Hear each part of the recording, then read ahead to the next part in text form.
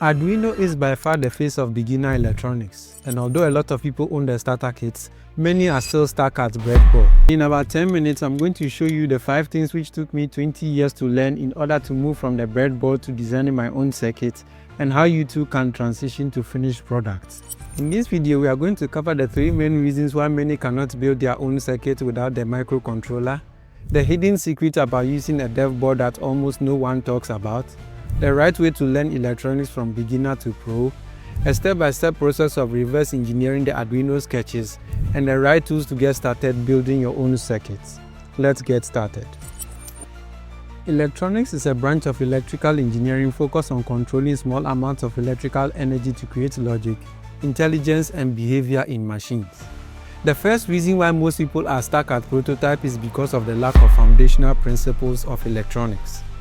Those who pursue the course formally alongside physics are taught certain key principles that help them go past the breadboard projects. One key foundational principle is called circuit theory.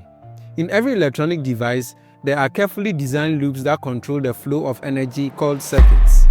Circuit theory is the language designers use to control or predict that flow so that the product behaves exactly as intended. And to link the lack of progress to the lack of foundational principles, I will use the language analogy. Learning electronics is like learning any new language.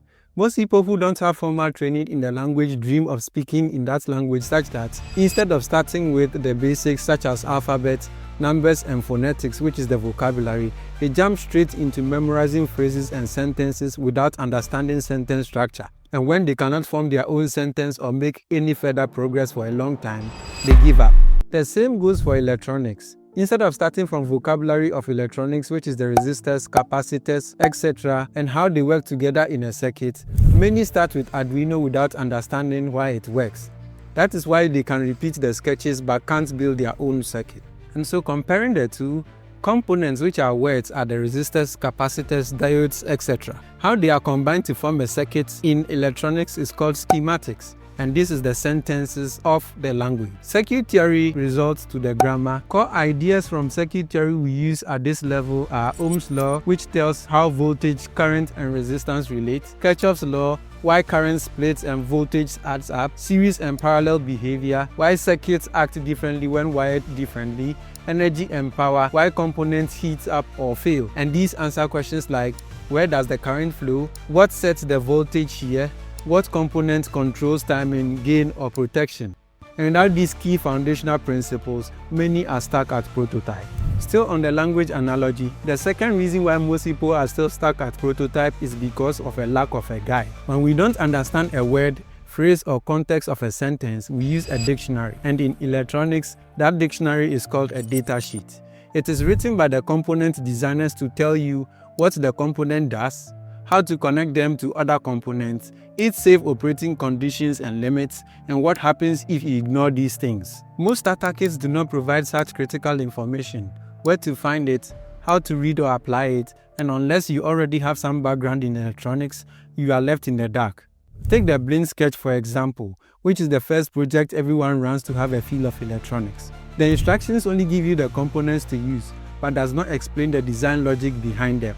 Why do we use a 220 ohm resistor? What are the LED's electrical ratings? What is the maximum current a GPIO pin can safely handle, etc. On top of that, the instructions do not account for what happens if you forget the resistor or wire something incorrectly. That is why many people can copy Arduino projects but struggle to design their own circuit. Circuit theory is what allows you to design a circuit correctly. Data sheets are what justify those decisions, and the product designs depends on understanding both. The third reason many people are still stuck at prototype is not a lack of effort. It's the Arduino itself and its clones. Not because Arduino is bad, but because of what it was designed to be and what it hides. Arduino was never designed to teach electronics in depth. The goal was simple: to provide a low-cost, easy-to-use platform that allows beginners and professionals to create interactive devices using sensors and actuators. And in that goal, Arduino succeeded. But here's the trade-off. Almost every example project appears to be centered around the Arduino board itself. For users without an electronics background, the Arduino becomes the circuit. Remove the board and everything falls apart. The next is Arduino clone abstraction. This is the most overlooked reason people remain stuck at prototype. Most Arduino kits we purchase are clones of the Arduino, and depending on which one you get, the information they provide is all you are limited to. This is the Elegu Arduino Uno R3 starter kit I personally own. The only documentation that comes with it is the sketch examples. Every schematic in that document shows only the Arduino Uno R3, not the microcontroller, not the internal circuitry, just the board. And for almost 5 years, I thought those schematics represented the entire Arduino board, keeping me stuck as prototype. They don't. Every wire in those diagrams is actually connected to the GPIO pins of a microcontroller chip. The real brain of the Arduino is the Atmega 328P, which is a standalone chip and can be programmed. That chip is never mentioned anywhere in the starter kit documentation, and once you realize this, everything changes. Arduino is not a circuit, it's a development wrapper around a microcontroller.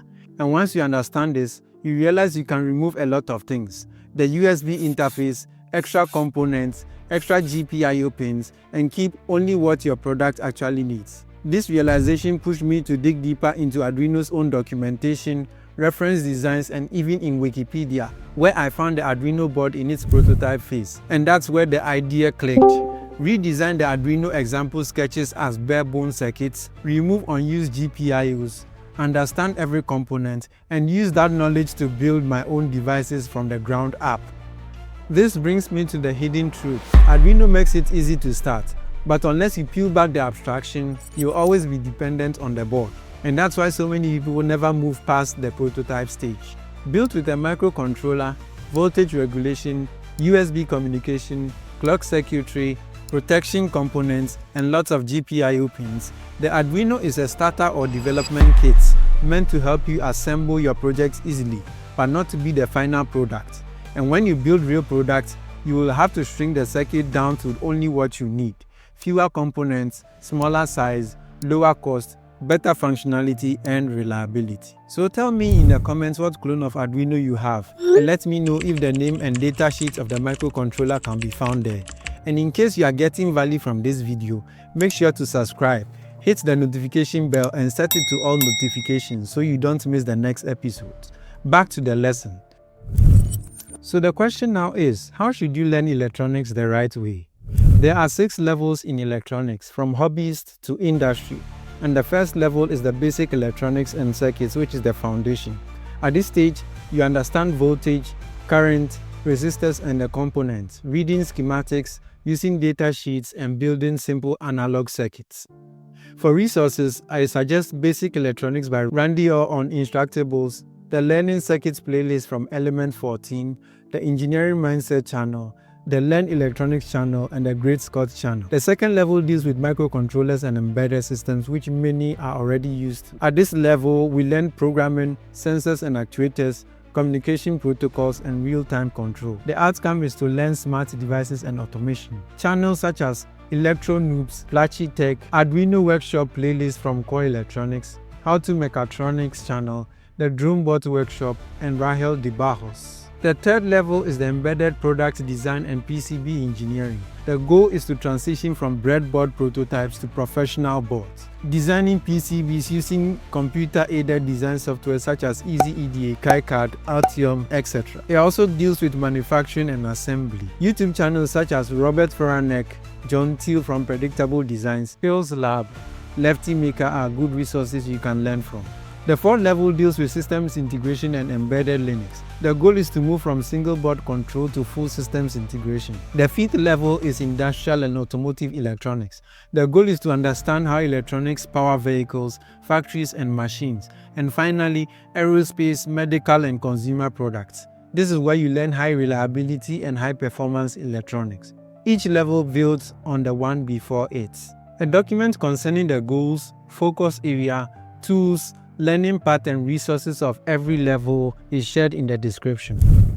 With that said, I introduced the Stack at Prototype to Product series where we use the first 3 levels to dive deep into the basics of electronics using the Arduino microcontroller, reverse engineer all the sketches and show you how to shrink them into bare components, show you how to design the circuit with a computer-aided design software, and finally bring it to product with circuit theory rules of building safe electronics. And with the tools needed to get started, I recommend you get the Arduino R3 Uno starter kit with the Atmega 238P chip. Basic tools such as a multimeter set, jumper wires, Atmega 238P programming unit, as well as the Arduino bootloader kit.